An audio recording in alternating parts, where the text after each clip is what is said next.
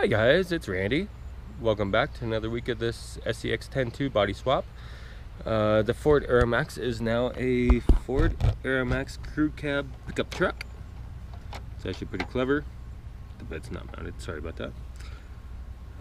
If you look through the window, you got the dash in the window. It's kind of neat.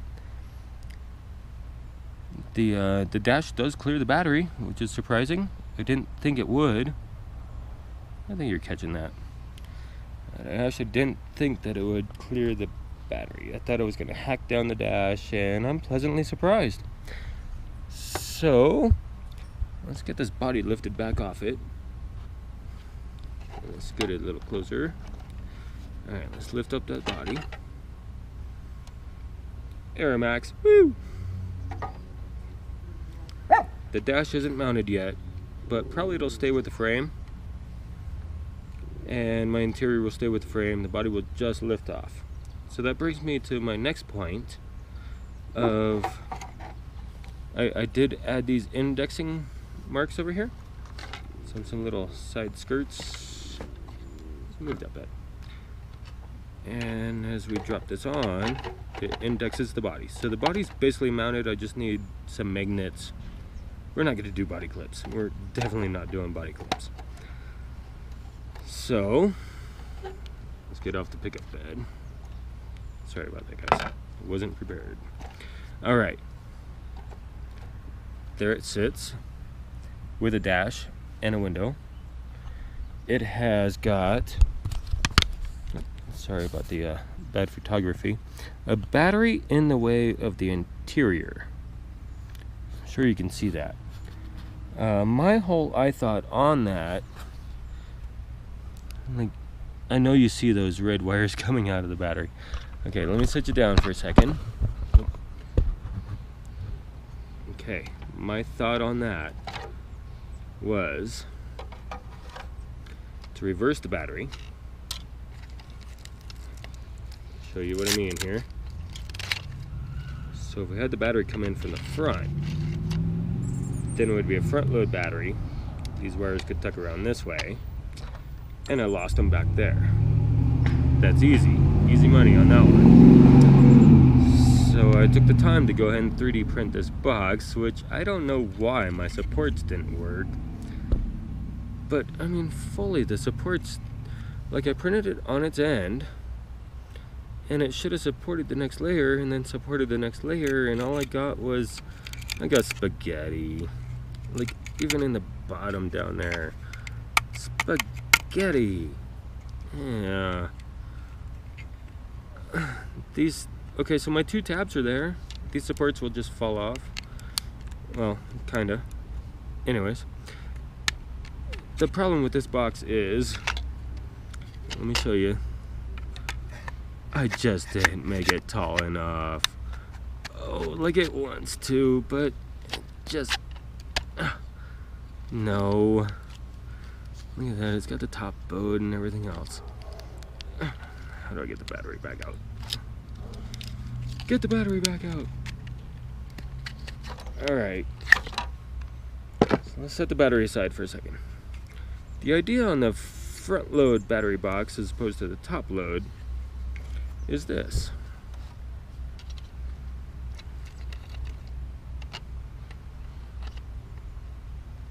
Put the dash back in, put the cab back on. Did it lock? Not quite.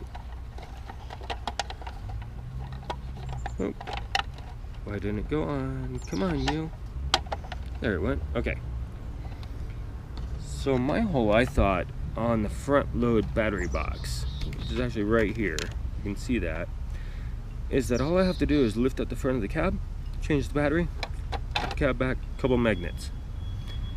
Like if I just do magnets on the top of these old existing body posts here, if I just glue some magnets there and on the inside of the body, in theory, all I have to do is pick it up, change the battery, drop it back down.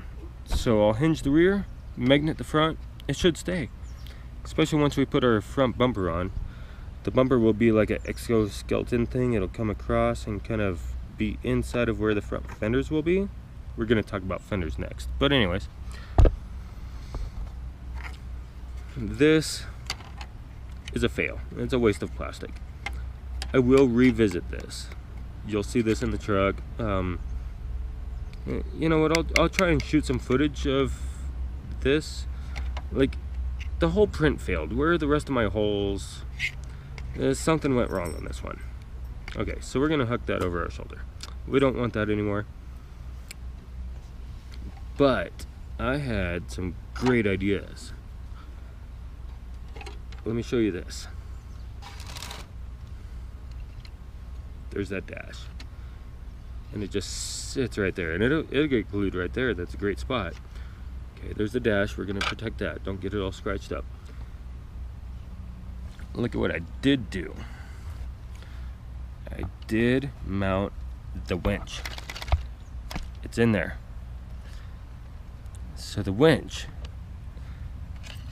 keep in mind I have no electricity, so I can't get this cord to come out. So I can't relocate the fair lead, and I can't get it out the other side. But I would like for that the winch cord to come out this side through like a little brass eyelet, and then we'll just shoot it down to its fair lead that comes out the front. So it'll be a straight shot, little plastic tubing, like airplane nyrod, okay? And fair lead out the front. So, but I got no electricity. Let's work on electricity. I already unscrewed some screws. Let's get this receiver out of the box. Rubber gasket, top flange. There's that receiver that was in Wednesday. He was a Ford Bronco. He was stock. I thought it was super cute. I had power leads and I had all the good stuff. Alright, there's the wiring harness. He's apparently sticky taped in there. I forgot about doing sticky tape. I don't really think it needs it in a box like this. Oh boy, I'll need some tools. Alright, I'm not gonna go get a flat tip screwdriver right now, but you can see it's a small receiver. It's a 4-channel. It's a receiver, it's small. SR310 it looks like. Okay. Spectrum, of course, because, well, I like Spectrum. I also like Futaba. However, Futaba is about 2 to 3 times the price of a Spectrum, and Spectrum works fine. So shout out. I had thought that maybe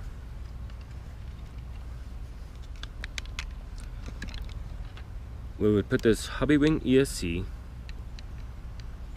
Let me go through the wiring for a second. This is a mess. Okay, battery comes in, but the battery comes out in like 4 locations, 5, I don't know. Let's count them up. So I pigtailed this wiring harness here. So the battery plug comes out to 2 of these. One was for the first person view, and the other one was for the lights. The secondary lights, not the primary, which I'll show you here in just a second. It's at the end of this wire. This plug is also hardwired. This is the winch controller, and the winch is in there, so there's that plug. Now we got 2 JSTs and 1 Futaba plug. And then we come down to this unit, which is the GT Power, or GT Power. Here, let me read it. Car Sound Light Simulated System. So it is the GT Power Car Light Sound Simulated System. I love this system. It has all of its inputs, or these are outputs, these are inputs, those are 3 ways. The power, you just saw me unplug the power. Okay. And 2 horns. I like the 2 horns. One is siren, one is... it depends on which function you're on, actually. They're both siren in the configuration I was running. But if you're on like the F150 configuration, it is actually 2 horns. So I had sirens on both of mine, but you could do horns. It doesn't... it's all in the numbers. There's like 40 of them pre-programmed. And it's actually got a USB. So you could program your own sound also. So how many outputs is that? That's 4 outputs coming off the battery, 5 including the ESC. So 5 outputs coming off my yoke, or harness, I guess you'd call it. Alright, so now that we know what all these are, let's bundle those up and just take a look at this. Switch and setting mode, so settings and power. That worked well. You could turn the truck on and off. Goes to the receiver. But look where I want to put this. Look at that gap that's under that winch, right down where the driver's feet would be. I see that GT power speed control sitting down in there, like that. Okay, you guys see it? So now I gotta make a make a mount for that. But that is awesome. I don't know, I really don't know how it wound up fitting there. I don't know. And this is something unique, and thank you, Axial. The back of the servo mount actually had a winch mount. Well, it had 2 screws. It was a secondary servo, I think. I don't know why. It's not in the plans, not in the instructions, but it had a secondary servo mount set up there, and that's what I mounted the winch to. Now, sure, it took me hours. I had to drill and screw and adapt and flip and move and adjust, and oh, this bracket goes on the top, and okay, but once I figured it out, all the parts are there. Like, it came on the Axial parts tree. So that is a stock SCX10 winch mount. Let me show it to you again. This is a stock SCX10 winch mount. It's actually part of what Axial created. So as we come along, now we've got the winch mounted in here with the Hobbywing ESC just below it. Now what I also see right there is plenty of room to mount that receiver. So the receiver will go on the floorboard right there at the driver's feet. And now I've got all my electronics in a line, with the exception of the GT power. GT power, I guess, can sit in the sleeper, in the crew cab. He can sit on this side. It doesn't matter. I'll try and hide it. And my my winch controller, which I do have the remote for, so it's very important that I get that back in the truck. The winch controller, I mean, it hides. It's super small. It hides. Not too worried about that. I'm not too worried about this. If this thing had come out of here right now, it's just not going to come out of here, is it? I was hoping to actually have all the electronics in this truck right now. Let's see here. Let's bring you guys over here a little closer. Okay, let's try and get this out of here. Oh, I either broke it or got it out. Dropped it in the dirt, nonetheless. Piece of empty plastic, woohoo! And there it is. So it's got its leads to come off. This is not waterproof. I'll have to make it waterproof. Alright, watch this, guys. Shove that puppy right down in there. Oh, it doesn't fit. It's missing by just a little bit. Look at that. Oh, it doesn't fit. Oh, wait, maybe it does. Oh, it so fits. Look at that. Now we got winch. Get this in frame. Winch. Speed control. Receiver. Motor. All of our wiring harness. That's the servo. And that. Look, they're all in. It's gonna be a mean wiring harness. Like, I'll have my hands full when I go to solder that up. But overall, I think it's great. Guys, I just want to say thanks. And back to the paint. Like, share, subscribe. Comment the color paint you want to see this truck.